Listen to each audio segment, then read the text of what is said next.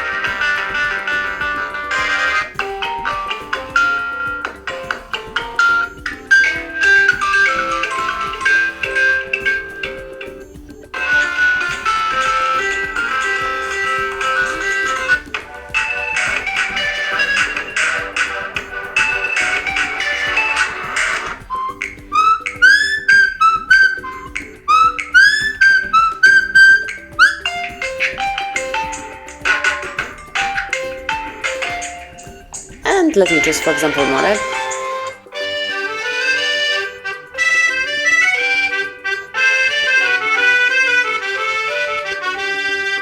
And then let's go back, and as you can see, the ringtone has been changed. So this is it, that would be all. Thank you for watching, please subscribe our channel and leave the thumbs up.